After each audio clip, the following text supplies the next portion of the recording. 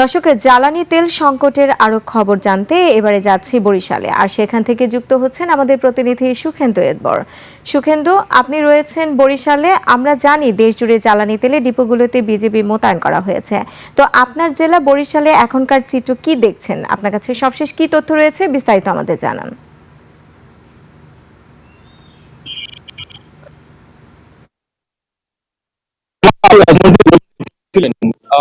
আমরা অনেকদিন যাবৎ লক্ষ্য করছি ঈদের আগেও যেমন জ্বালানি তেলের যে সংকটটা ছিল, এখনো কিন্তু ঈদের পরেও কিন্তু সেই সংকটটা এখনো রয়েছে। আমি এখন আছি বরিশাল বিএম কলেজ এলাকায় ইসরায়েল তালুকদার পেট্রোল পাম্পে। এখানে যেটা দেখেছি যে সকাল থেকে গভীর রাত পর্যন্ত বিশেষ করে যে মোটরসাইকেল যে চালকরা তারা কিন্তু তেল নেওয়ার জন্য লাইনে দাঁড়াচ্ছে এবং লাইনে যা কিন্তু বিশাল লাইনে দাঁড়িয়ে তারা কিন্তু তেল নেওয়ার জন্য এখানে তারা যেটা জানিয়েছে যে তেল নেওয়ার জন্য তেল সরবরাহ কম থাকার জন্য তারা মজুত করার জন্য কিন্তু এখানে অনেকেই তারা তেল নেওয়ার জন্য এখানে লাইনে দাঁড়িয়ে আছে। এখানে এই পেট্রোল পাম্প থেকে আপনার মোটরসাইকেল চালক যে 2 টাকা রেশনিং পদ্ধতিতে এবং যে প্রাইভেট কার তাদেরকে 10 লিটার তেল দেওয়া হচ্ছে। এখানে আমি এই পেট্রোল পাম্পের যারা কর্মকর্তা আছে তাদের সাথে আমি কথা বলেছি। তারা আমাকে যেটা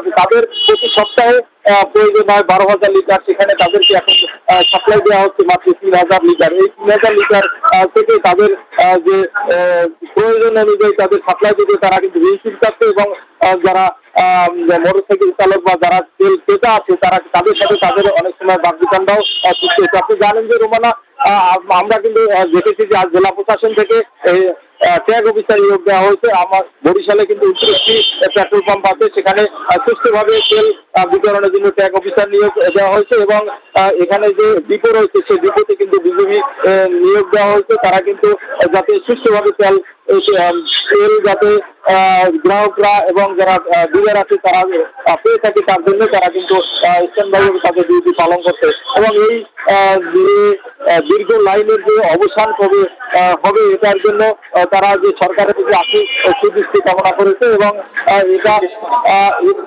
রোমানা বরিশাল থেকে কিন্তু সর্বশেষ যে তেলের সংকটের যে পরিস্থিতি এটাই ছিল সর্বশেষ তথ্য। সুখেন্দু, আপনাকে ধন্যবাদ।